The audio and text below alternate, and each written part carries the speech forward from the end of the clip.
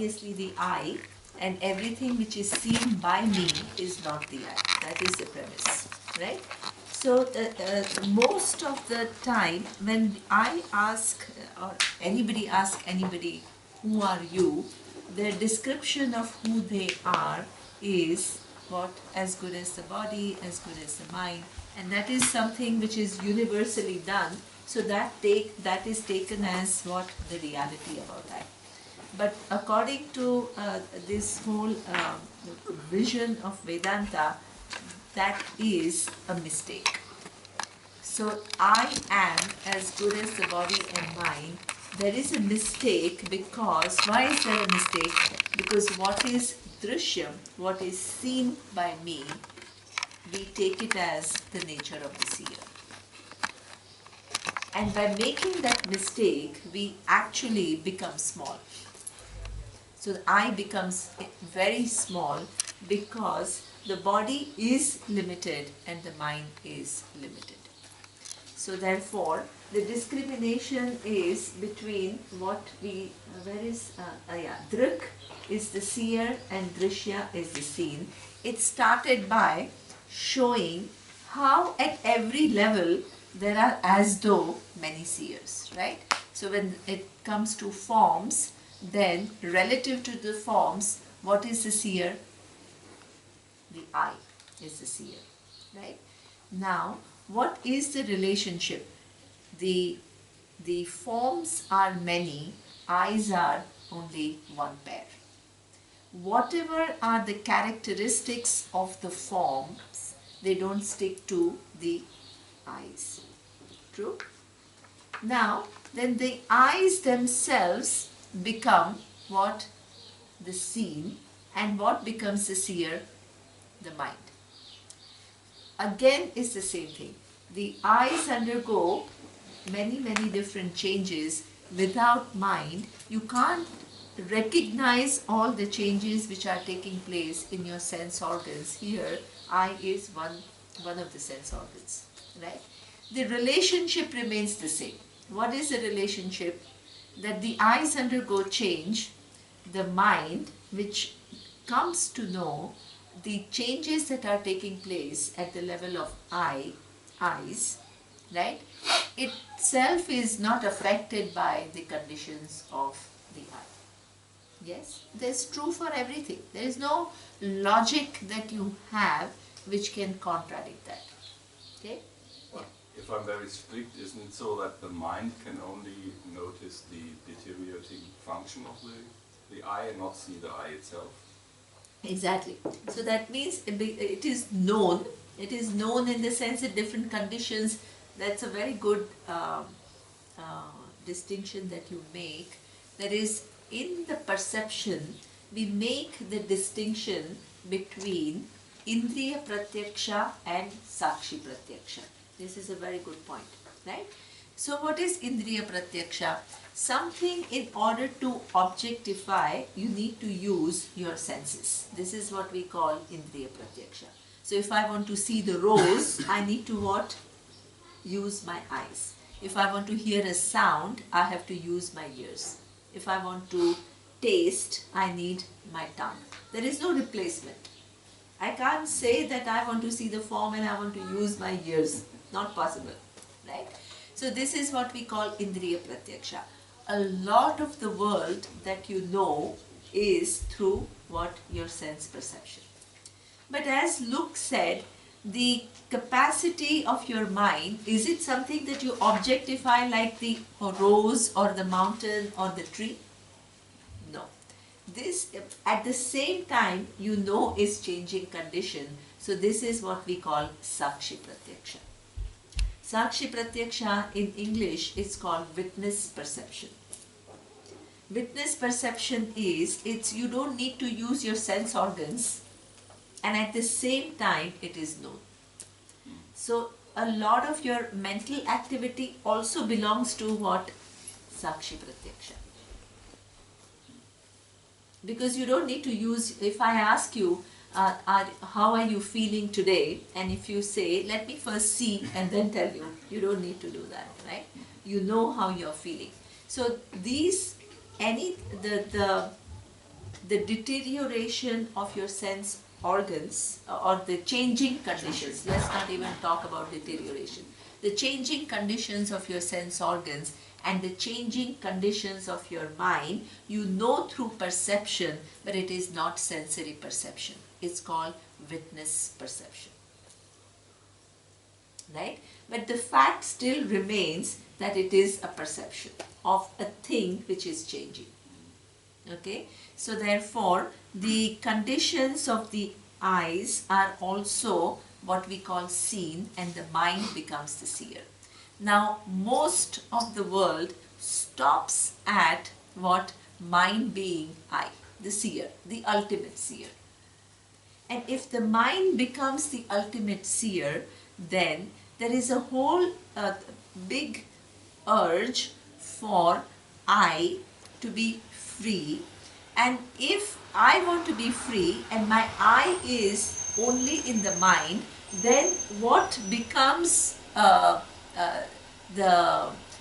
quest for freedom is to manipulate the mind in a certain way so that I can feel the freedom.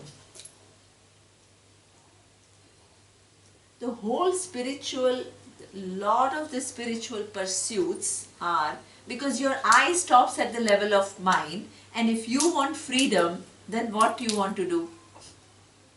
Have the feeling of freedom all the time in your mind, at the level of the mind. Feel the freedom all the time.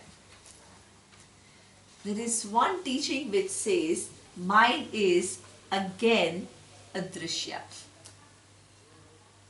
Drishya means it is seen by you. It is not I. The different changing conditions are known by you.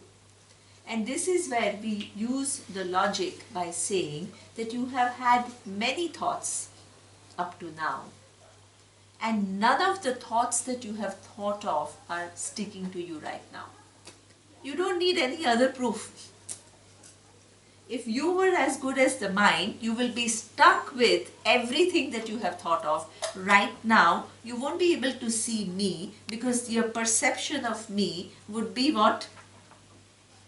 Loaded by what? All the previous perceptions that you have, because they stick to I.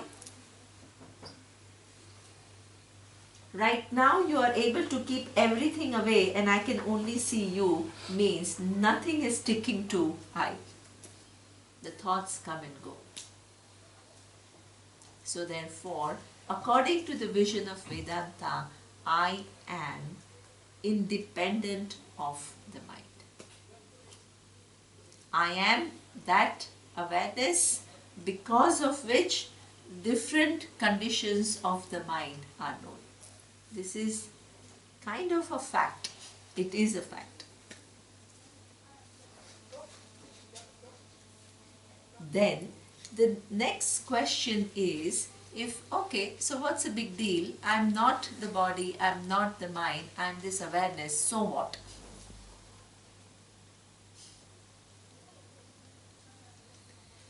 It is a very big discovery because this awareness is not a small tiny awareness.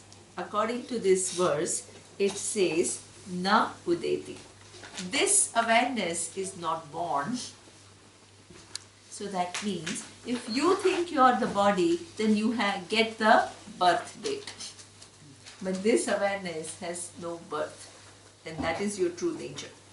Na astam iti esha. It does not when the body drops, the awareness does not drop. So that means automatically by knowing the fact that you are this awareness which is independent of the activities of the mind, you solve, by knowing this, you solve what? Your problem of mortality. Because na udeti, that means neither it is coming into being, nor it is what? Astam eti. Means it does not get destroyed. It is not born, it is not destroyed. Na vruddhim yati. So it does not grow. Generally when we use the word awareness, we use it in terms of your mind awareness. So you have to be aware about environmental issues, you have to be aware about human rights, you have to be aware about, when you use the word in that sense, then it becomes what? You can become more and more aware of so many different things, right? So that means vriddhi is growth. So that means your awareness can grow about things. But when the Shastra uses the word awareness, it does not use it in that sense. If you did not know about any issues, and then you go and you come to know, let's say you were not aware of, this, let's say I was just talking about this Aryan and Dravidian theory to Lutz this morning, right? You are not aware about that it is being falsified now, then you read something and then you become aware of it. So all these activities, where do they take place? They take place in the mind. And which function of the mind? Here it was written that the mind is something which has all kinds of things. It has desires, it has doubts, it has what? Resolve, it has capacity to know, it has fear, it has shame, it has everything, range of things. And our whole, as long as your eye remains there, then the whole attempt is to what? Manipulate to make it perfect. But what Vedanta says is, you are free from that. So when you are talking about raising awareness about issues, you're not talking about what? You're talking at the level of mind, the dhi of the mind. Dhi of the mind means your capacity to know things. That you're using, you're constantly using. Even now, when I'm talking to you, where is the processing going on? Where are you processing this information? In the mind. You're not, but there is something which is, there is this awareness because of which the mind is able to do this function. That awareness Vedanta is talking about. We are not talking about increasing your awareness of things. That is the function of the mind which is called dhihi. Yeah? So that means the awareness is something because of which you grow in terms of your knowledge. By the time which, what are you studying? Undergraduate in physics or master's? Just graduated in Or you just graduated? Then you'll study further? Yeah. So what will you do? PhD? No, master's? Yeah. So that means he will increase. What is the capacity of mind that he is using when he goes to the university and tries to understand or tries to study mathematics further? Logic. Dhi. Dhi is the cognitive mind, right? The capacity to understand. And that can go on increasing. There is no limit to it, how much you can know about so many different things. So this is the Dhi. The awareness which is Chit has a different meaning altogether. So, Sarthaka, you make a distinction between Dhi and Chit. Yeah? The Chit is the awareness which has no qualifications.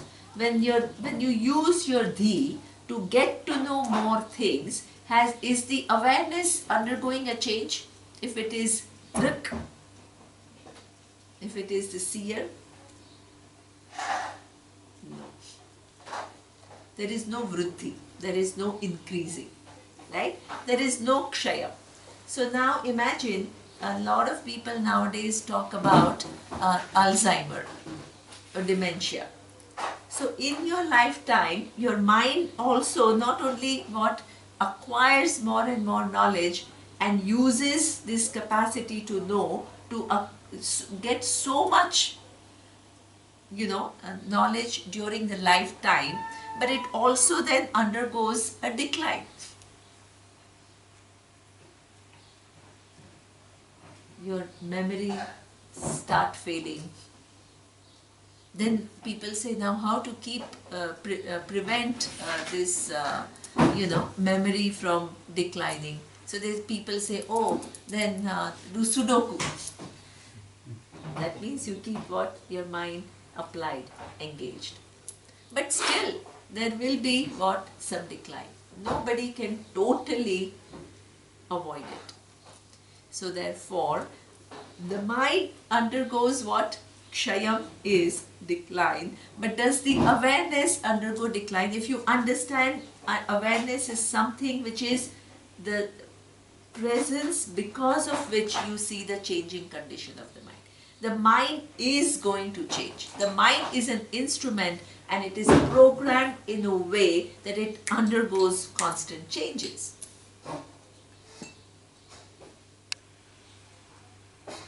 So it rises, it falls, it is coming to being, it has what?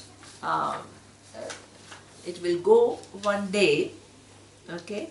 So all this is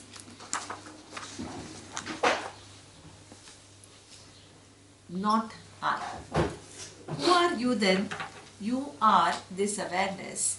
Now let us come back to this question, how many awarenesses are there and how many drishyams are there? Drishyam is seen. Before Vedanta, your seen is ending till what? This is seen, this is seen, this is seen. But when it comes to the skin, it becomes the seer. Before you come to Vedanta, your eye becomes here. Here, this is seen, but this becomes the seer.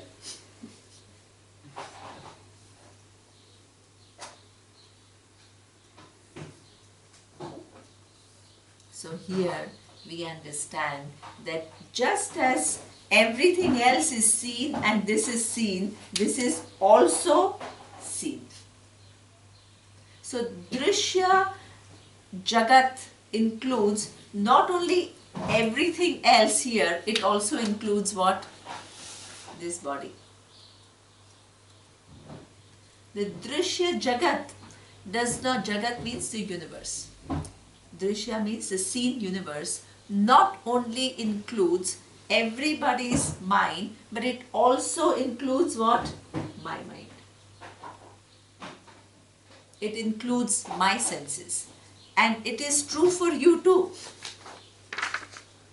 It not only includes, see, for me, I am, this body is Drik. If you don't come to Vedanta, and that body becomes Drishya. For him, this body becomes Drik and my body becomes Drishya. So, one body is both Drik and Drishya. Not true. Both bodies are Drishya. But between these bodies, what is the difference? With that body, he has that particular relationship, and with this body, I have a particular relationship. So it is like among many different houses, you do have specific relationship with one house. True. But because you have specific relationship with only one house, the house becomes I is a problem.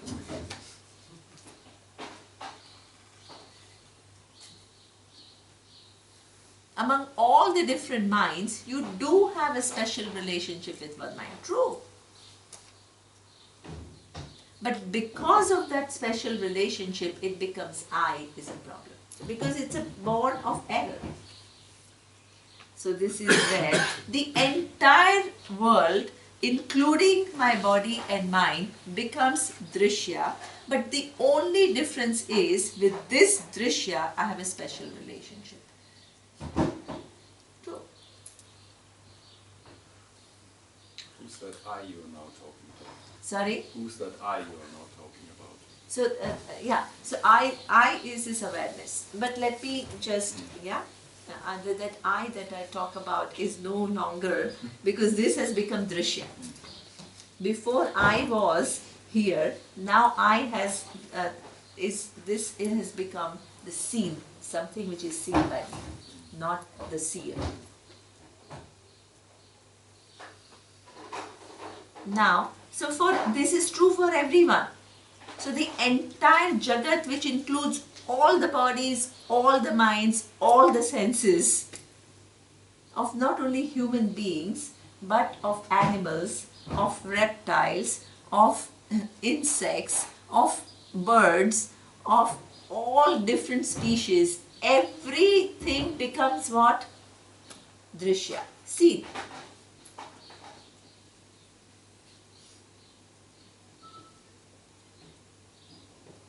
And how many, so drishyas are many, how many drik are there? How many awarenesses are there?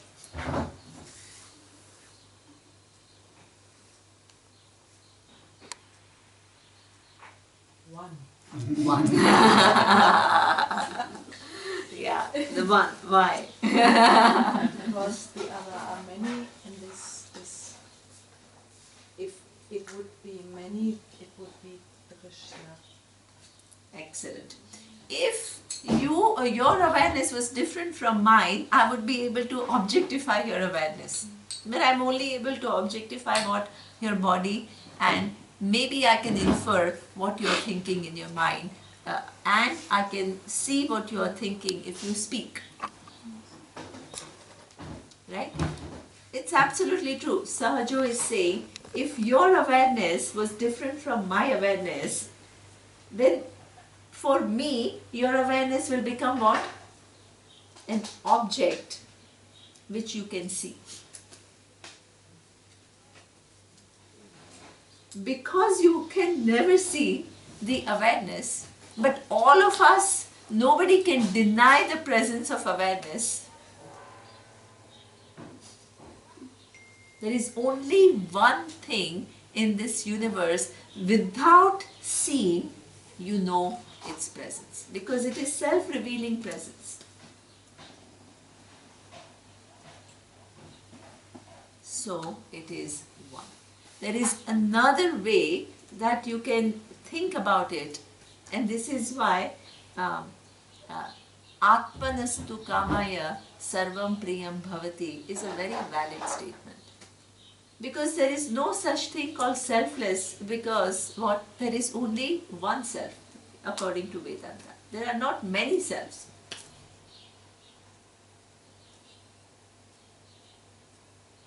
If there are many selves, then I can say, I don't want to be selfish, I don't want to be only thinking about me and not about you. If yourself and myself is one and appears to be many, then all I have to do is to what? Remove the ignorance and see that there is only one self, I, awareness.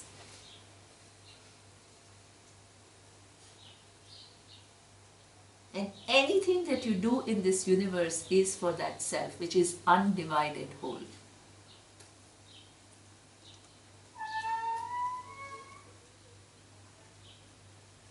So this is another way of looking at what Sahajo is saying, and that is, if awareness had, if you take out the characteristics of the body, the characteristics of mind from awareness, listen to me, then in order to tell me that your awareness is different from my awareness, you will have to give some attribute to your awareness which are different from my awareness. But different attributes belong to where? To the body and mind. The attributes belong to body. The attributes belong to the mind. The attributes don't belong to awareness. If you were to establish the fact that there are two awareness, you have to tell me that one is a blue awareness, the other one is a pink awareness. But as we saw that the forms and the colors are what? Drishya. And the eyes are the seer. The eyes themselves are the seen, and the mind is the seer. So all the attributes belong to Drishya.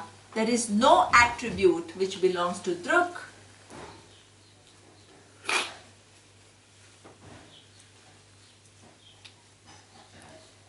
The world with its varied forms, varied attributes, they are all attributes of Drishya. Seen, things that you see. The seer is free from all attributes. Already free. This is why this freedom is something which is actually very easy because it's your nature. You don't need to do anything. It's a reality about you. All you need to do is lift your ignorance and you'll see how it is true.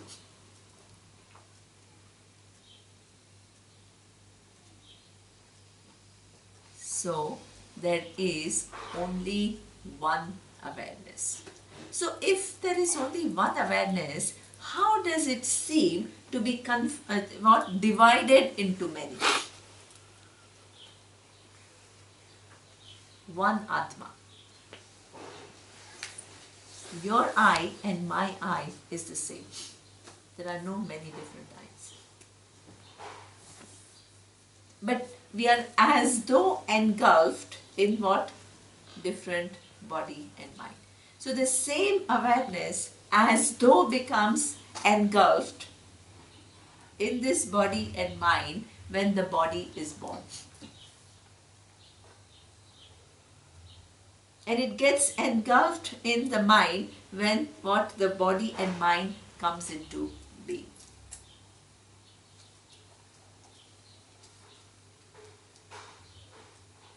The whole discrimination is through inquiring into something which is changing all the time and that which is unchanging reality, then what is changing is Drishya, it is something which comes and goes, and what is a non-changing reality is awareness. Then you come to know that this awareness has not come into being when the body is born. Like, I will tell you, there is one undivided space with the birth of the cup. Birth of the cup. The space seems to be what? Confined to what? This, to the cup. So as though this becomes the cup space. Has the cup space, the space, come into being when the cup is born?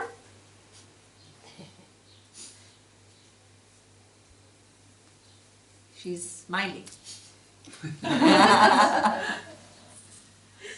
The space is always there. The birth of the cup gives rise to what? Cup space. Which is what? Is it really a rise in any way? In a way, yes. Because I hadn't seen it before, you know. I'm just So aware this space. of the space now that there is a frame. Exactly. Wonderful. The space is always there. There is almost now what is born is what? As though a frame. Wonderful. True. Now, this frame, does it divide the space?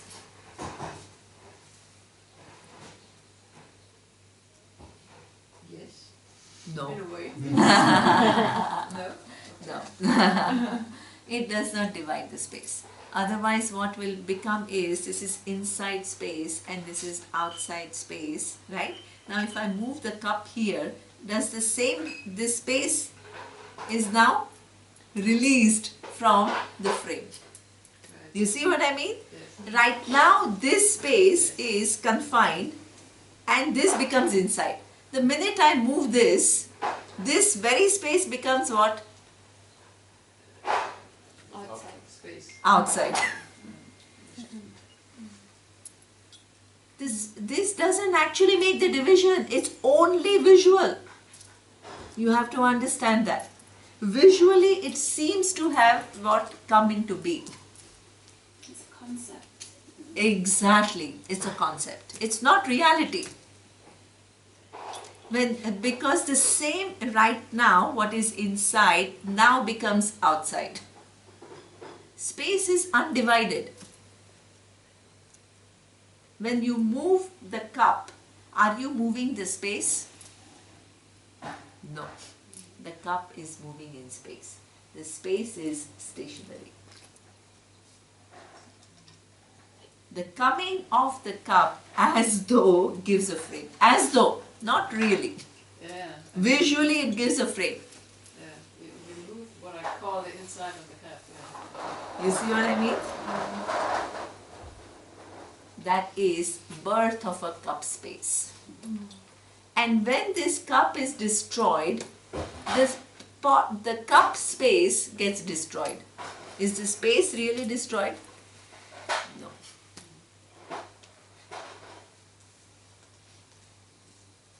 When you put, for example, now I've put water and the water is clean. Imagine if I put, so does the water in some way affect which is inside the cup? Does it affect the space? Yes, no. Huh? Yes, no.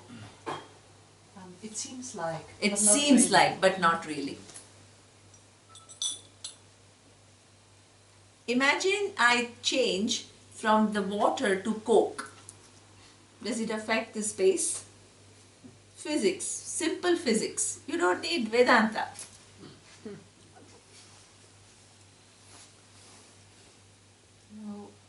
No. No. Right? So neither then imagine that if it was made up of pot or if it was made up of sand, and if I told Ann, make it bigger size. Make this pot that she's made from the this bigger size, and she'll immediately put what sand and she'll make it like this in matter of minutes. The pot space seems to be what has become bigger. Has it really? The space has never become bigger, but the visual is what it has become. Then I tell, okay, Anna, take out some sand, make it smaller. All these are changes in what? Perception. There is some reality, true. Right now it is this much, then it will become bigger, then it will become smaller, the content is changing, all this is different. While all these changes are taking place, nothing has happened to space. Neither it was born, nor it is dying, nor it is contaminated, nor it is touched by the color of the drink inside, nor it is confined to the dimensions. Nothing has happened.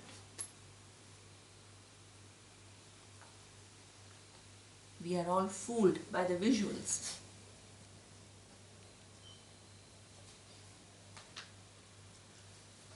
So, which means if our body is a cup Yes, and we're gonna die, yes, so the space, the Atman, will still be there. it will still be there. If it's still be there and we reincarnate it, what is reincarnating?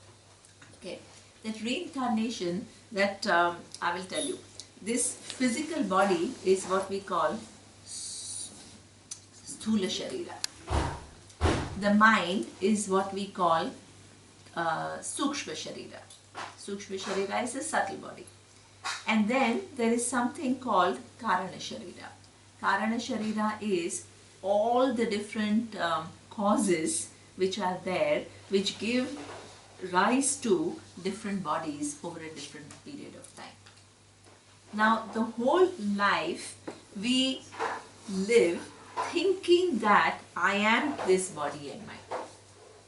As long as that remains your understanding of who you are, you perform actions and the results accrue to you, which are stored in your causal body.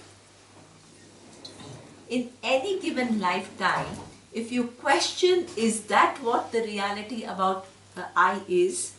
And if you discover that this is really not the reality, then the whole, through knowledge, the whole individuality in the body and mind is negated, and this Karana Sharira disintegrates.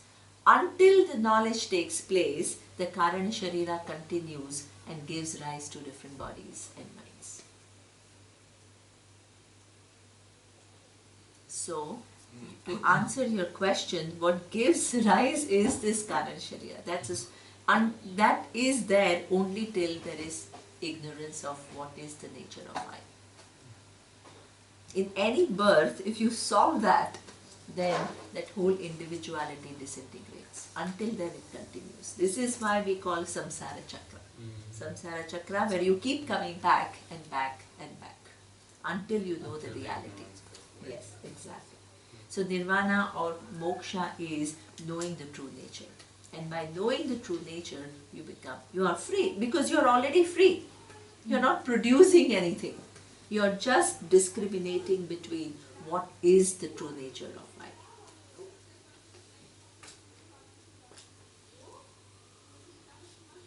Don't worry, I will do it again, so don't worry. Okay, so therefore,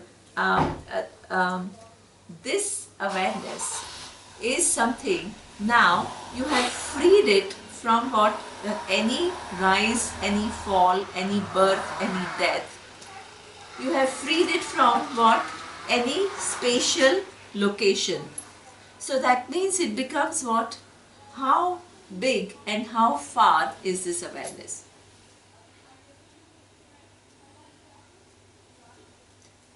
In order to establish that, where is the awareness ending? Tell me, this awareness in which all the different bodies are, where does it end? Huh? It ends nowhere. This is why you call it Sat Chit Ananda. Ananda is Anantam. Anantam means there is no physical limit where it ends. But now, in order to really, for it to be limitless or without any boundaries you can say. But in order for it to become limitless, you need to understand one more thing. Okay? And that is Swayam Vibhati Yatha Anyani Bhasayet. This is something which is a very important thing to understand about awareness.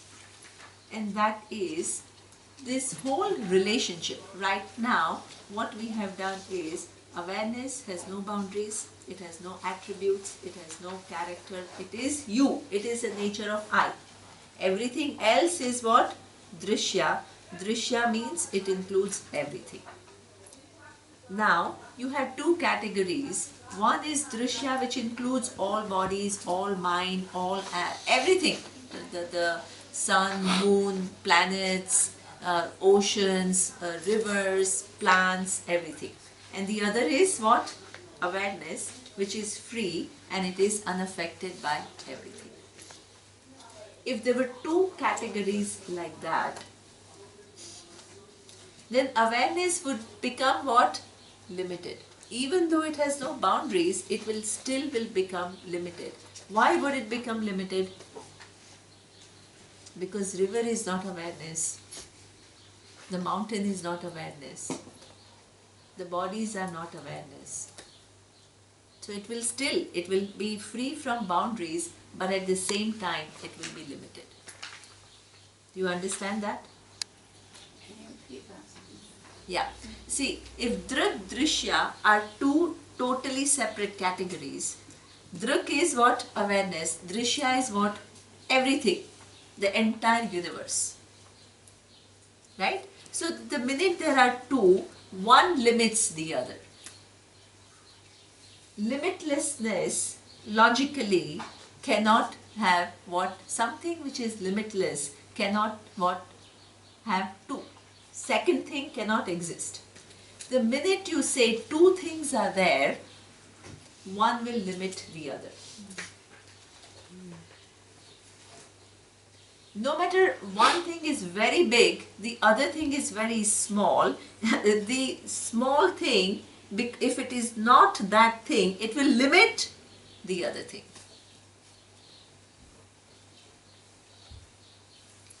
Limitlessness cannot be two. This you have to understand. Logically, it's not possible. So therefore, the whole Drishya Jagat, if it is totally separate from awareness, then awareness will become limited. The whole Drishya Jagat is what we call mithya. This is where we need to understand the relationship between Satyam and Mithya.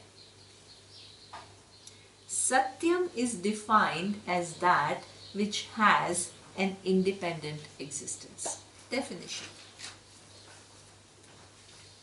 And Mithya is defined as that which has a dependent existence. Dependent existence does not mean it's illusion. It does not mean that it is not true. It only means it has a dependent existence. For example, if I ask you, what is this? What will you say? Wooden books. Oh, yeah, she has listened to Vedanta too much. Okay. No, even then. Okay. A box. Lovely. A box. Box is a good for me. Okay. So this is a box. And who has put it? Anna has put it? Okay. So what is this box made up of? Wood. Wood. Okay. So now if he says, now if Tistan says this is box, and if I say it is wood, it's me, sorry, not you. Yeah? So it's wood, who will be more right? He says it's a box, I say it is wood.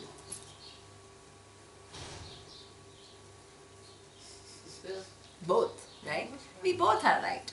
We both are right, but we both can't be equally right, because if we both were equally right, box and wood would be synonyms. But since they are not synonyms, one of us would be more right than the other. So who is more right? The winner is... Yeah, the teacher has to be right. So now, because if Tistan says this is box, and if I say it is wood, I will tell Tistan that, hey, I will take the wood, you keep the box. What would he be left with? He would be left with nothing. Dependent reality, mithya. The entire existence of box depends upon what? Wood.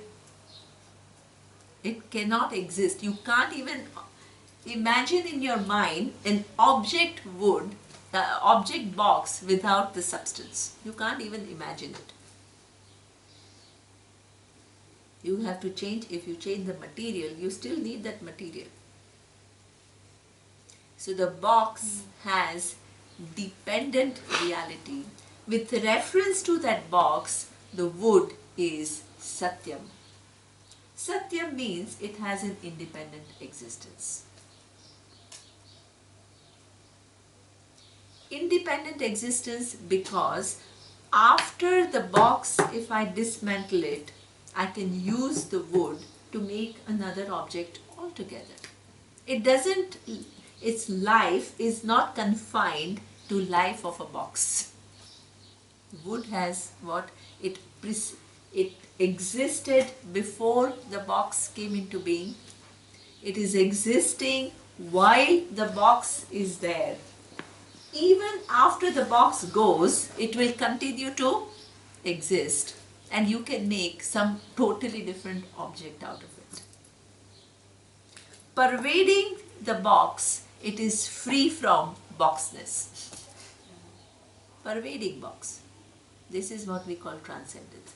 Transcendence doesn't mean it has to be above or it has to be below or it has to, pervading it, it is free from it.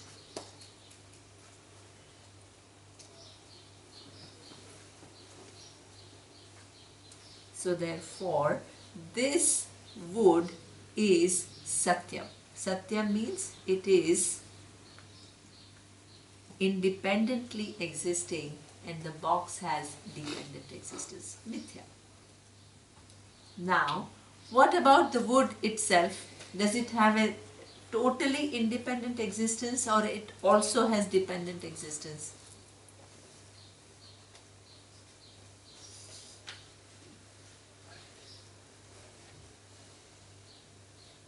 It's also dependent because if you don't have a tree, you don't have you. Wonderful. Right? So the wood itself has a dependent existence. Without the tree, there is no wood. Right? And the tree itself, for it to survive, it depends upon what? Earth, it depends upon water, it depends upon the sun. Totally dependent existence. So now, the wood itself, which we provisionally thought was Satyam, it has become now what? Mithya. Mithya means it also has a dependent existence. Now the tree itself, does it have an independent existence or a dependent existence? Dependent on so many factors. So in that case, everything becomes what? Dependent existence. How far will you go? Tell me. Water. Water has independent existence, or one of the elements upon which the tree depends is water. Water has independent existence or a dependent existence? Dependent. Why? Because it's put together hard. I don't know how Hydrogen. to call it. Yes, Yeah. H2O, H2O. right?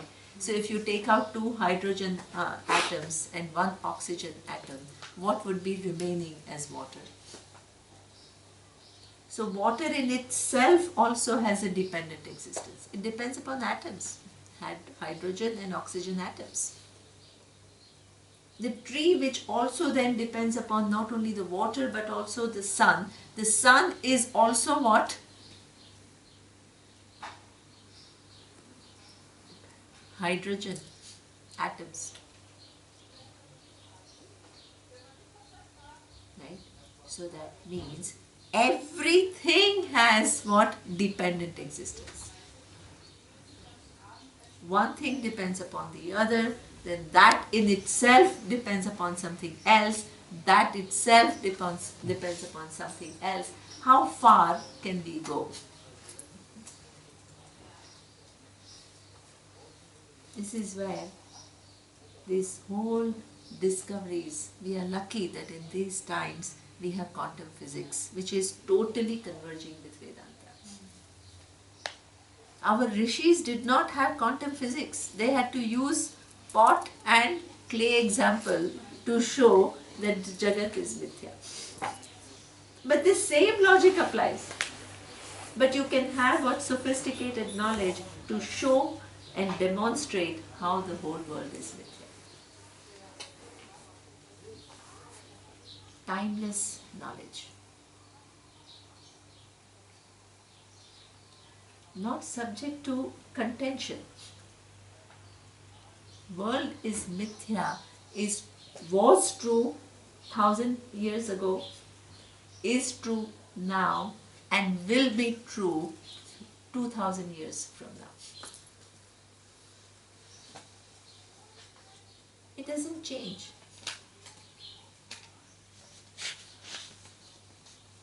So therefore, how the atoms then in turn depend upon what? You have this particle physics, particles. Atoms have nucleus, right? Where there is. So therefore, particles. Particles in themselves depend upon what? Energy. So then, after particles we talk about quarks, but everything then becomes only concepts. There are no tangible objects anymore. Any scientist will say that's why mathematics is the language they use. Because the words, because there are no forms anymore. So this is where this whole thing is a concept. Now, this is where science ends. They also know it. We may struggle with it, but when a science, he will even show you all very complex formulas to make you see the fact that hey, everything is nothing but atoms and particles.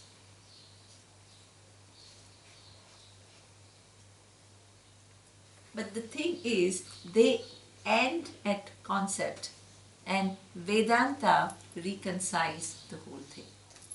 What it says is, if the entire Drishya Jagat is now reduced to concept, what is remaining?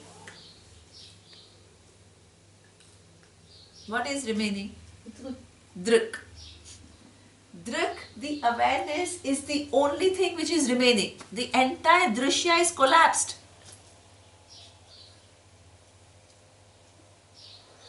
Into concept.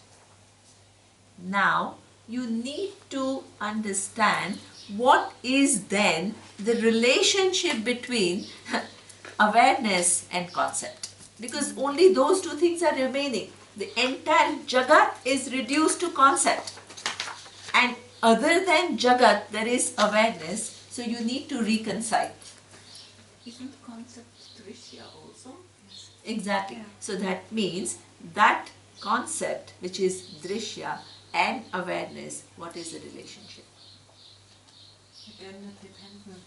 Again, a dependent reality. Can the concept exist without awareness? Any concept, can it exist without awareness? No. But awareness is independent of what? Concepts. So therefore, the entire Jagat becomes what? Mithya. And what is ultimate Satyam is what? Awareness, which is what? Drik Swarupa. Your true nature. If you put your eye in its right place and not the position of ignorance, if you start from the position of ignorance, you are highly limited. You are a speck. But if you put, by discriminating what is seen and what is the seer, and if you discover the true nature of I as awareness, you become what? That Satyam, that existence upon which the entire Jagat depends. Vedanta. Satyam, Jnanam, Anantam, Brahman is Atma. Atma is you, I. Its existence, it is awareness, and it is limitless. Limitless means there are what? Not two, only one. So how do you explain a scientist? I have often the problem who's telling you, well, there is no Atman, but there is no independent awareness. How do you explain that? See, the thing is that, whole science is based on perception. Perception and perception-based inference. Right? So therefore, because this awareness is, as I explained to you, cannot be objectified, and all the data of a scientist comes from objectification, so this is the problem. So this is why we say that there is this self-revealing awareness. And in fact, when you bring that, then what happens is, they cannot find, when they look into the universe, they cannot find the final thing upon which everything depends. But there has to be something. The very fact that everything has a dependent reality, there must be an independent existence upon which everything depends. So this is the way that you can reconcile the whole thing. And this is why I will just tell you that there was a scientist who came to our retreat, and he was actually a student, and his IQ was almost what he was saying Einstein. Is like Einstein IQ. And he said that in the whole physics world there are no major groundbreaking discoveries. After Einstein, nothing major earth-shaking has happened. And what he said is, he wanted to do this paradigm shift, and he was just reading some mainstream scientists, and one of them was Schrödinger. And Schrödinger wrote, he was along with Einstein, he was a contemporary of Einstein. And he wrote an article, and he said that science has no access to the truth. If you want to know the truth, you have to look at the philosophies. This is why, after a point, greatest physicists become philosophers. Because they understand that many things their eyes cannot see. And then the Schrödinger said, then he looked at the philosophies of many different philosophies, and being the bright person, he could show logical fallacies in most of these philosophies where they fall apart. And he ended his book by saying that there is one philosophy which is not contradictable, and that is Vedanta. So this student wanted to know what Vedanta is. So he wrote a proposal, and his proposal got accepted in some big university, and he came to our retreat as on a scholarship. Scholarship to figure out and to find out what is Vedanta. When he came, he was so smart, he immediately realized that it's true that Vedanta is talking about I, which can never be objectified. And whole science world is what? Based on experiments and observations. So therefore, he said, I cannot use Vedanta and give a scientific proof. But he said, he saw that what it had to say was not contradictable. So what he was trying to do is, he says, in physics we have a method called axiom. So one is what we call hypothesis. You have hypothesis, and then you test the hypothesis, and if it is tested, then it is what, if there is no contradiction, then that hypothesis stays as a reality. But it is what verified by observations. And he says this method is not available for Vedanta because there is no observation here. But he said there is another method in science, which is what they say there is an axiom. Axiom is something which is what taken as reality, and you work back. And you say, if this is true, then what? The entire subsequent logical steps, what they follow, and that will explain the whole thing, which otherwise cannot be explained. if you take this as the truth, then how many gaps which are undiscoverable, they what begin to be put in place, and there is a totally coherent vision. So these are the methods that people, so what I'm saying is, this is not a simple, it's not a simple philosophy. It's not a simplistic philosophy. The more mathematical and logical mind you have, you begin to see that this is the only possibility. Otherwise, so many parts of the puzzle don't fall in place.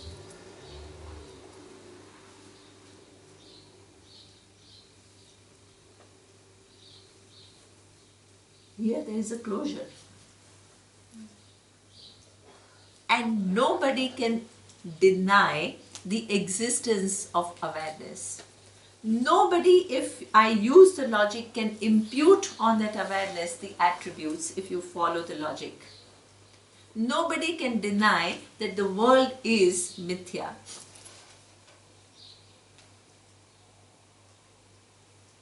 And nobody right now can deny the relationship between concept and awareness. Where is belief here? This is what we call Shraddha. Listen to it with an open mind and see how uncontradictable it is.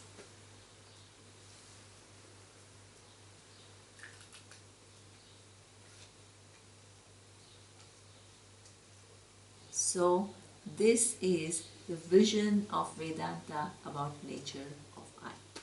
So that is, everything is what he says, just 1 second, okay, itself what, Swayam Vibhati.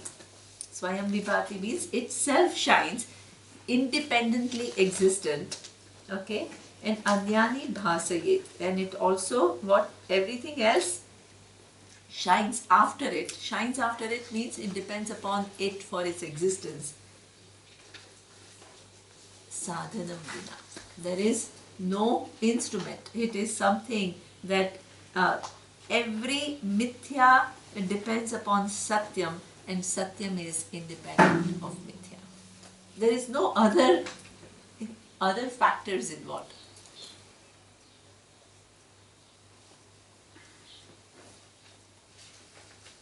Yes, you had something? I stumbled about something I could follow this as a dependent reality. Yes. And I come to consciousness. Yes. And then you said this is the nature of I. Yes. And now this I can't follow. What you can't follow? I don't know if I could do the process theoretically, and then to say this is I. This for some reason I'm. Yeah. See, because your I, see, when I'm talking about the awareness, I'm not talking about your mind, I'm not talking about your body, I'm not talking about, that's why there is this Viveka first. Okay. This body and mind itself is now in Drishya. Mm-hmm. And then the whole Drishya universe is collapsed into concept. When the entire Drishya universe, which includes my body, which includes my mind, which includes everybody, everything, right? Then you have only two relationships. What? Awareness and concept. You have no second thing. Right? Because if I'm showing you that you are the awareness because of which changing conditions of the body are known, changing conditions of the mind are known. When the thought rises, awareness precedes the thought or not? Is awareness there before? Yes. When the thought comes, is awareness there or not? Yes. When the thought goes, is awareness there or not? That itself is a proof. You don't need to look for anything else. That logically, if it is true for one thought, it is true for billions of thoughts.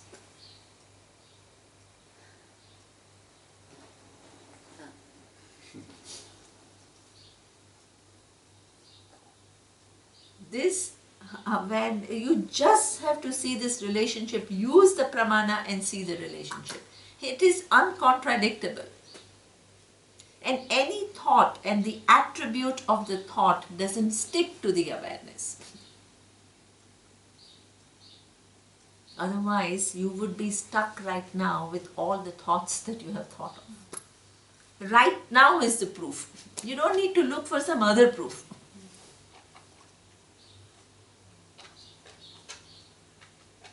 Right now. Maybe it helps.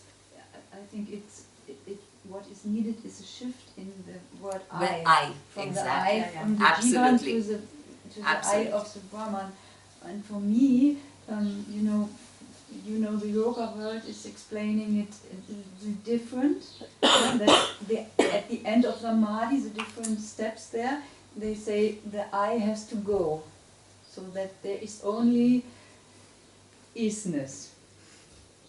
Yeah, because I know this is a dangerous. I would not say that, but for me, the point that we are so used to say I with the I as a personality, as a body, and so on. True. To do the shift is not so easy. Absolutely. See, this is why the whole teaching begins with putting your first I in its right place. Then it begins to look at the world, which includes. Then you can't put it back here. If you do it there, then there is a confusion. So this is the itself does not depend upon anything else. So now it's a very nice imagery. Now this is something which is nice. I'm happy that you brought that.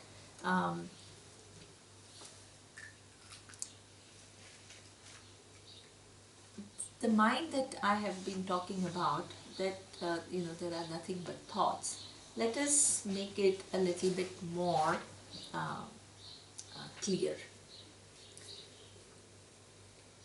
Of course, there are nothing but thoughts, but if you look at the mind in terms of its functions, there are 4 different types of thoughts that the mind has. Depending upon the nature of thought, you give it what the functions of the thought, you give 4 names. The first is what we call manas. Manas refers to the emoting mind. All yesterday's talk was about what? The emotional being. That is what one whole operation of the mind, which is looking at the external stimuli and it produces corresponding emotions. And that is part of rationality, as Surya was trying to explain, that thank God we are not confused that when you go to a kind of a wedding, you're happy. And when you go to somebody's funeral, you are at least pretending to be sad.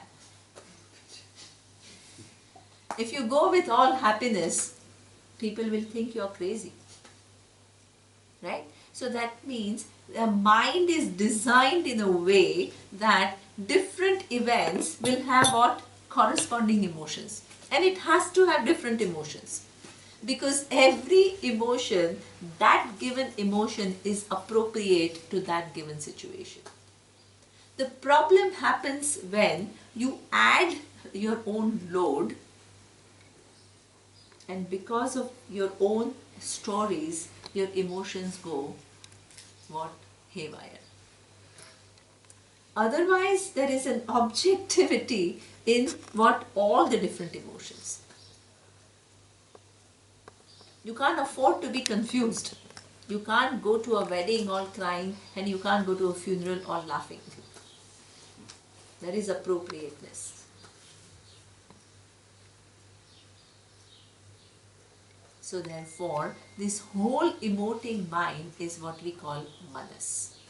Now the mind, which is thoughts, which is also have another mode altogether, and that is what we call dhi. Dhi is your cognitive capacity. When you go to school and you begin to learn things, then it is what? Which capacity are you using? Are you using your emotions? You're using your capacity to understand.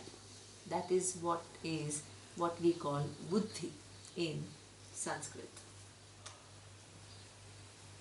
So with this buddhi, right now, when you're trying to understand Vedanta, which part of your mind are you using your mind or not?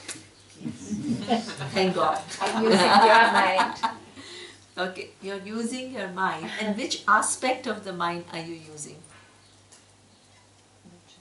Your logic, your capacity to understand things. Right? Yes. In a way, also my emotions. Yeah, wonderful. The emotions make possible that I go into the thing. Wonderful. Exactly. The relationship. Absolutely.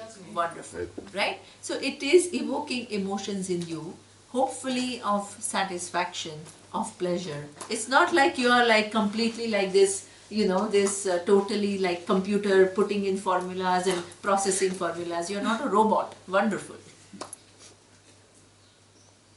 Or if you don't agree with my ideas, then what? It creates doubt. It creates confusion. It creates sometimes, this person, what is she talking about? That also. And I can see it on the faces.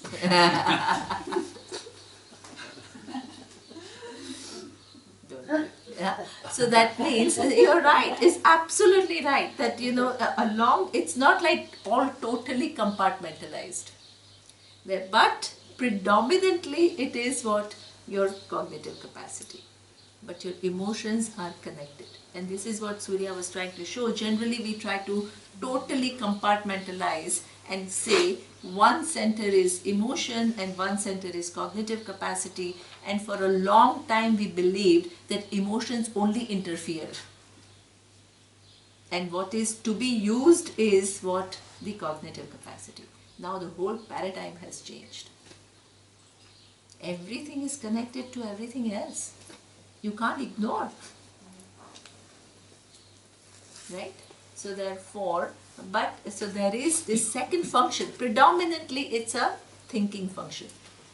The third capacity that the mind has in terms of function is what we call chittam. Chittam is memories. Imagine you have thoughts, but if you have zero memory,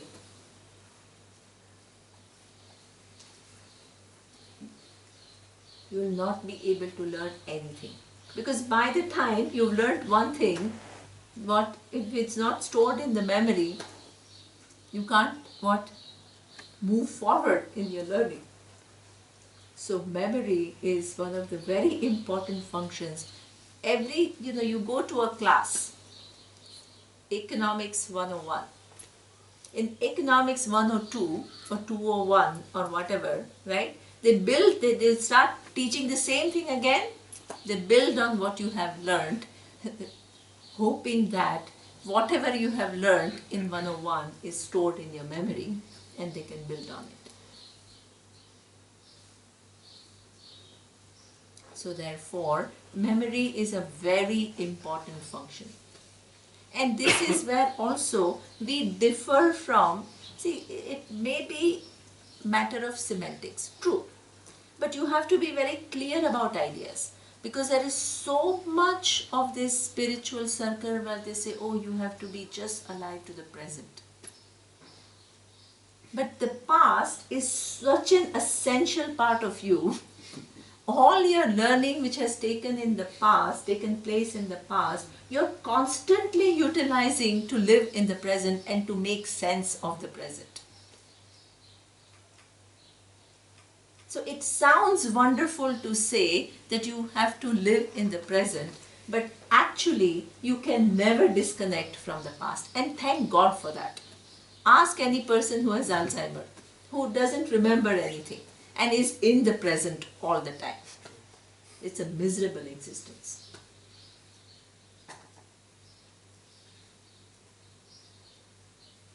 You are that in your wisdom, you have to integrate everything. If you leave out parts, it may sound, oh, this I don't like, forget about this, let's get rid of this. This I don't like, forget that. Let's get rid of this. Realities, you can't build a picture on reality based on what you like and what you don't like.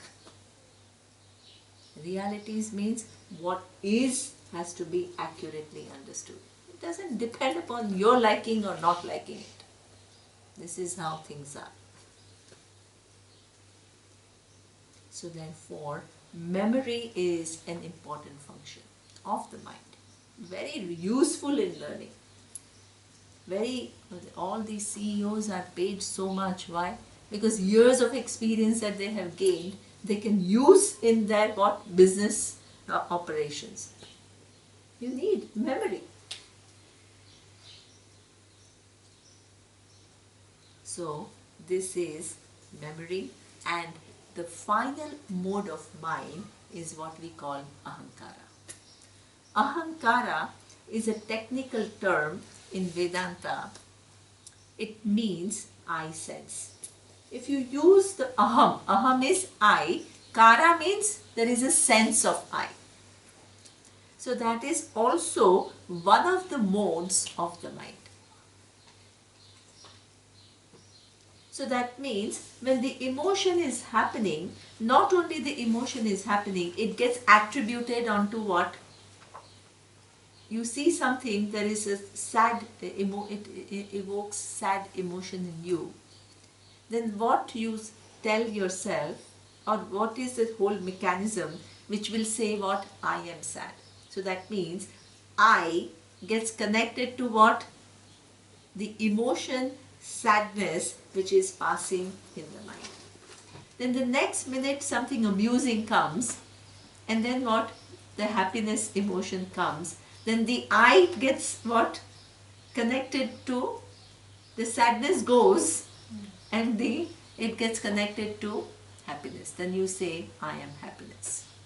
Then when you go to school and you begin to understand what the teacher is saying, then not only you begin to understand things with your cognitive capacity, you say, I am intelligent.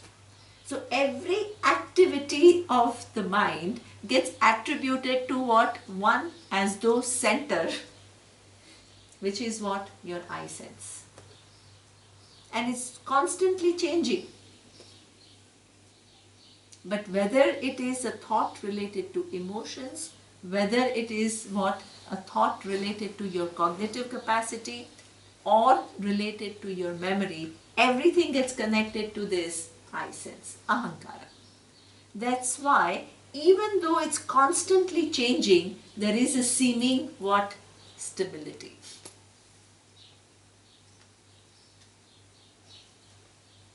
Because it seems constant. All the time the stories get connected to I. For most of the humanity, this is the final reality about I. For Vedanta, this is not the final reality of life. This is also changing. All the activities are changing. There is one awareness, which is a non-changing awareness, because of which what? All these changing functions of the mind are known. You have a question? Yeah.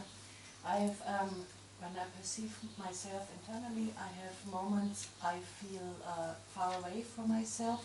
So the question is, this ahankara, can it be sometimes very strong, that I have a strong I sense, and sometimes very not clear? Mm-hmm. Yeah, that may be true. That sometimes, you're right, there are sometimes you very actively think about I am this and I am that, and sometimes it's not like you're not really actively thinking about I am. So it's a kind of a, but still that I sense still remains, right? And that's a function of the mind, and it is supposed to be there.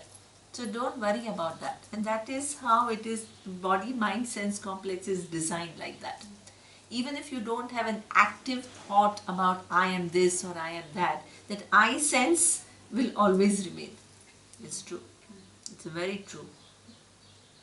Can I ask Yeah? a question? Yes.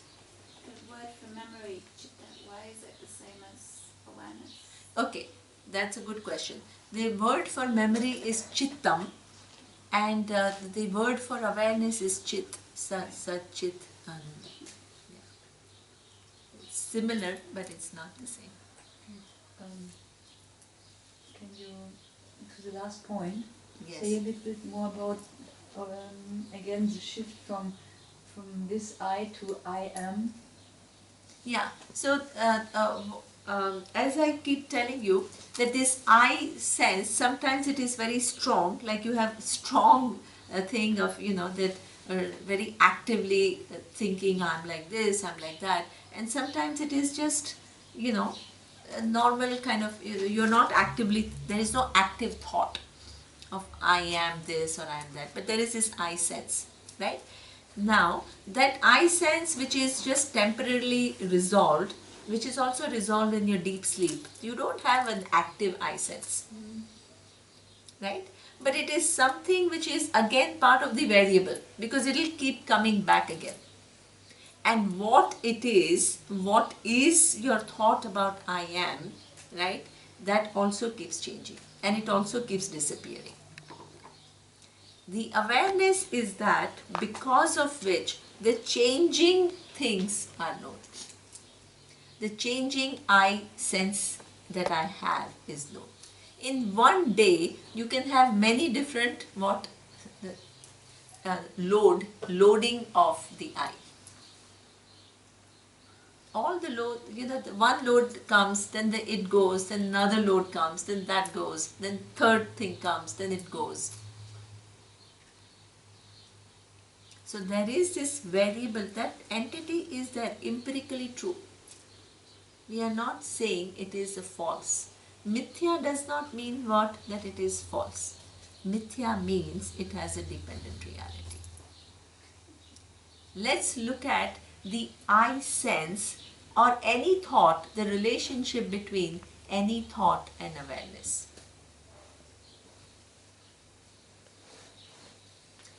What is, imagine you are thinking about a tree. The tree thought, what is the content of the tree thought?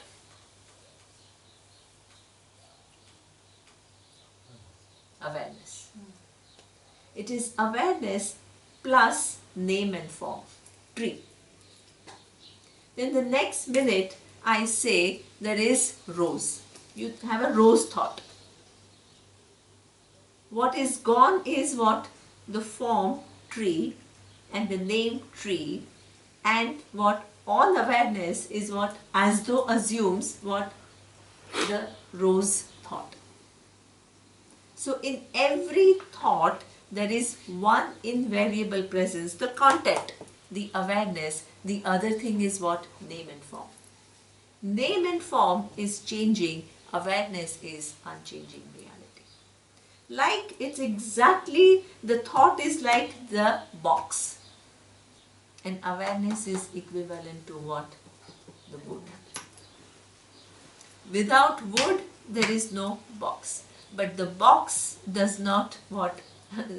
Give its real form to which the form, the height of the box, the width of the box, the length of the box does not what? Give its attributes to the wood. True, this is how it is.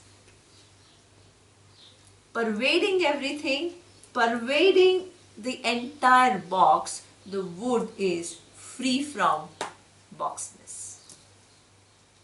Pervading the box, understand this. There is no part of the box which is not pervaded by the wood. But pervading each part, it is free from boxness. This is the nature of awareness. Absolutely right. In every thought, there is what? Awareness plus that given name. Tree name, flower name, table, river, sadness, happiness, anything.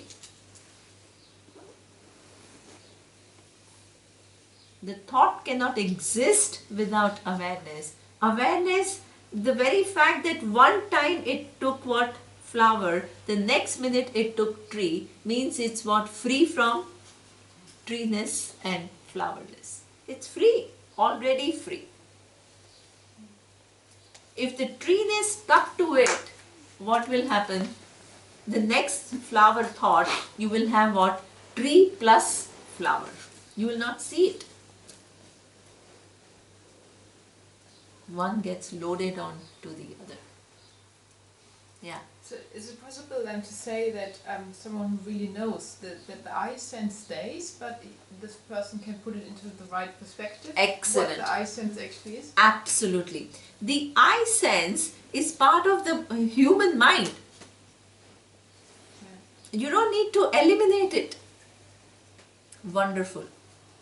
You can't eliminate it, because it's really that even if you don't have an active thought, as Sahajo says, it still is there. And even for a wise person, it will be there. Because this is how the whole biological, the whole biological organism is designed. The wise person only understands the whole mechanism as mithya and awareness as satya, without trying to eliminate it. If you were to understand that this is pervaded by the wood and the wood is free from tableness, do you need to dismantle the table? You don't need to. You don't need to do anything to this box. It will remain exactly as it is. All that will change is what? Your understanding of the relationship. We are constantly trying to physically change and we think that our understanding has to go with the physical change. That's where we make a mistake in understanding Vedanta. On the same point, I mean, you talked of the 4 functions of the mind. Yes. And the mind being mithya, changing all the time. Yes. So, but isn't it that ahankara is not changing, it changes the associations. I mean, ahankara remains as I sense, and it seems to change as it associates with different attributes and characteristics, but I just don't get it as it's part of the mind and everything has to change. Yeah, but even I sense, see, you can say the emotions, one part is emotion, but emotion themselves change, right? Yeah. So I sense also there is one function which also constantly keeps changing, no? Your I sense is, there is I am this, I am that. Sure, The minute, I mean, yeah. I am remains. Yeah. So that is true. So that means that it's true, because that is a function of the mind. Everything that happens which then gets attributed to I am. That's true. That's why it gives a sense of stability. If you did not have that, then there will not, the mind is constantly in a flux, you will not identify with the mind. The I sense enables you to center everything in there and make sense of it and live as karta and bhokta. The ignorance, in order for it to work, you need to have an I sense. Does it give me a sense of stability, or is it not changing? Is it? What is not changing? See, that I sense, as I told you, in deep sleep it goes. In dream, there is a completely different I sense. So therefore, there is no much permanency about it. And as it is, even if there is something called permanent, it stays only for 80 years. So therefore, it's not permanent. And even this I sense, which seems to be, as I said, in deep sleep there is no I sense. You get rid of it every day for how many hours? How many hours you sleep? 8 hours. That I sense, which is an active I sense, goes. The mind is resolved. And in the dream, that I sense is a totally different I sense. You can be sitting in Germany and you can dream that you are in Bombay. So that the whole dream world, your I sense changes. I dreamt our Vedanta class some days before it happened. So you see. So there is no permanency about the time. I mean, relatively stable, there has to be something. If imagine that seeming stability is something which makes the transactions possible. Imagine even in this room right now, while you are sitting, the whole earth is moving. And while I'm looking at you, so many changes are taking place in what your body. Some new cells are coming, the old ones are going, the blood is flowing. All kinds of things are happening for all of you. If my eyes were programmed in a way that I could see all these little bacteria flying and all the different activities in your body taking place and all, there will be overload of information. Not be, even with this many variables, we are all distracted all the time. So imagine there are so many more things in this world than that your eyes are not programmed to see right now.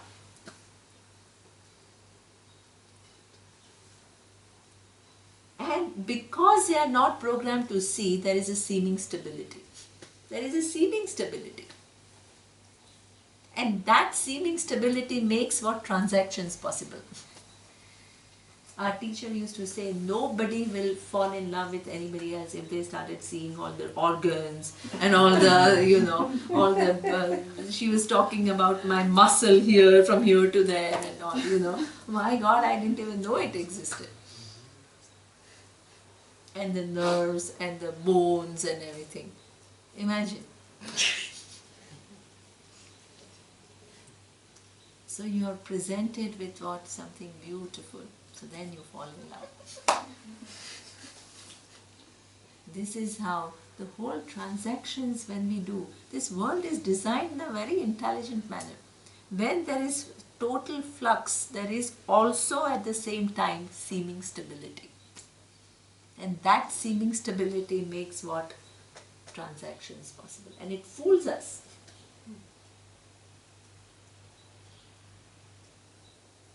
So eye sense is exactly the same. Seems stable, relatively stable, nothing stable about it.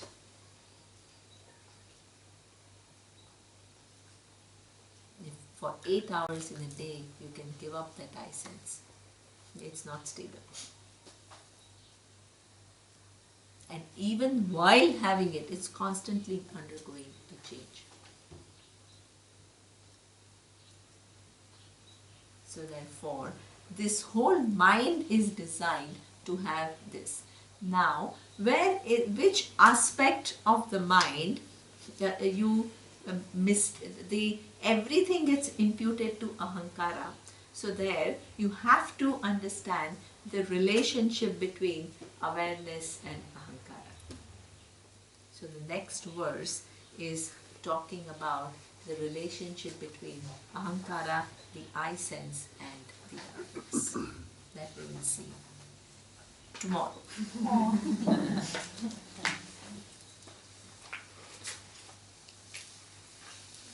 Om Purnamadav Purnamidam Purnat Purnamudachyate Purnasya Purnamadaya Purnameva Vashishyate.